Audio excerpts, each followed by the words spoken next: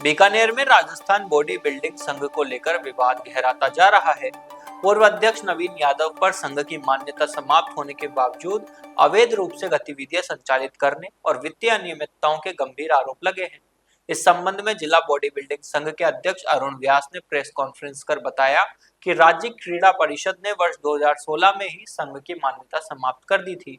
इसके बावजूद संघ के नाम पर लगातार काम किया जाता रहा, जिससे खिलाड़ियों को मिलने वाले दैनिक व यात्रा भत्ते सहित अन्य सुविधाएं बंद हो गई।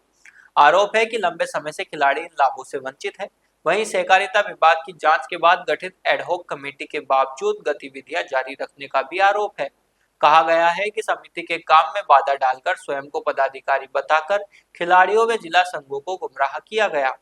ज्ञापन में प्रतियोगिताओं के नाम पर खिलाड़ियों से भारी फीस वसूली का मुद्दा भी उठाया गया। जयपुर, कोटा सहित विभिन्न स्थानों पर आयोजित प्रतियोगिताओं में लाखों रुपए वसूले जाने का आरोप है। बीकानेर में प्रस्तावित प्रतियोगिता के लिए भी खिलाड़ी 3,000 रुपए तक शुल्क लेने की बात कही गई है। इसके अलावा वर्ष 2020 के चुनाव में कथित फर्जी हस्ताक्षर करने और कुछ खिलाड़ियों के भत्ते की राशि हड़पने जैसे आरोप भी सामने आए हैं। उन्होंने बताया कि इस संदर्भ में खेल मंत्री, राज्य क्रीड़ा परिषद और सहकारिता विभाग से पूरे मामले की निष्पक्ष जांच कर दोषियों के खिलाफ सख्त कार्रवाई करने की मांग की गई है, ताकि खिलाड़ियों को उनका हक मिल सके।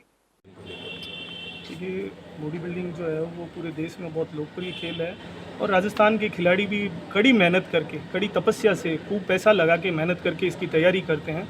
लेकिन दुर्भाग्य से ये कहना पड़ रहा है कि उसका फ़ायदा उनको नहीं मिला। इसके जो पूर्व अध्यक्ष हैं श्री नवीन यादव, वो तानाशाही से संघ की, अनैतिक रूप से संघ की गतिविधियों का संचालन कर रहे हैं। 2016 में राजस्थान राज्य क्रीड़ा परिषद ने बॉडी बिल्डिंग खेल की मान्यता समाप्त कर दी। उससे पहले 2-3 साल तक इसको नोटिस जारी किए गए कि आप मान्यता संबंधी दस्तावेज उपलब्ध कराएं, लेकिन इन्होंने कोई रुचि नहीं दिखाई। अंततः उन्होंने मान्यता ख़त्म कर दी। उसका नुकसान ये हुआ कि खिलाड़ियों को जो दूसरे खेलों में टीएडीए मिलते हैं, दूसरे खेलों में जो अनुदान राशि मिलती है, पूर्ववर्ती कांग्रेस सरकार ने गोल्ड मेडल को 1 लाख रुपए, सिल्वर को 75, ब्रॉन्ज को 50,000 रुपये देने का जो प्रावधान किया था वो बाकी खेलों में मिल रहा है, लेकिन बॉडी बिल्डिंग में फूटी कौड़ी नहीं मिलती। लेकिन इनका कोई इंटरेस्ट नहीं है। ये अंधेरे में रख के जिला संघों को और खिलाड़ियों को एसोसिएशन की गतिविधियों का संचालन कर रहे थे।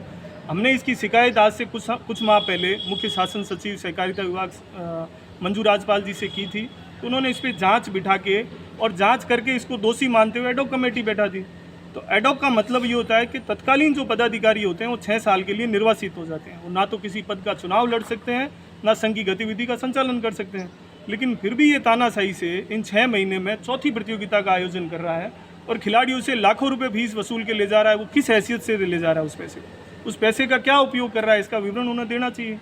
प्रतियोगिताएं तो खिलाड़ियों को प्रोत्साहित करने के लिए होती है, उनसे पैसा वसूलने के लिए थोड़ी। भाई ये खेल संघ है, ये कोई व्यवसाय थोड़ी है हमारा। भाई वो अधिकृत नहीं है, उस पैसे का कैसे उपयोग कर सकता है। अब आपकी क्या डिमांड है? हमारी डिमांड ये है कि नवीन यादव खिलाड़ियों से पैसे नहीं वसूले।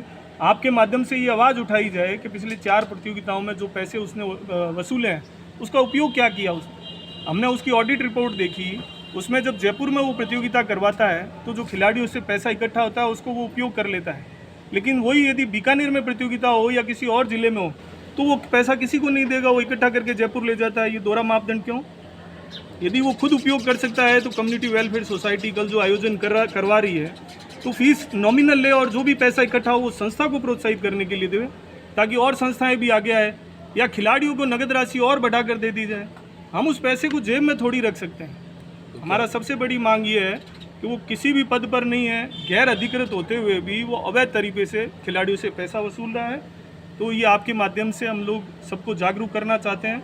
और वो खिलाड़ियों को यदि ये डराता है कि आप फीस नहीं दोगे तो हम आपको खिलाएंगे नहीं, तो ये सरासर गलत है। ऐसा कहीं नहीं हो सकता कि फ़ीस के लिए खिलाड़ियों को खिलाया जाए। तो जब वो अनाधिकृत रूप से ये काम कर रहे हैं तो खिलाड़ी या जो आप क्योंकि संगठन से जुड़े हुए हैं, संघ से जुड़े हुए हैं, तो आप लोग इनको FIR क्यों नहीं करवाते? तो ये उसी को ढाल बना के चल रहा है, क्योंकि खिलाड़ियों को तो जानकारी के अभाव में वो अपने खेल के लिए तैयारी करते हैं, तो उनको जानकारी नहीं कि ये देना चाहिए या नहीं देना चाहिए।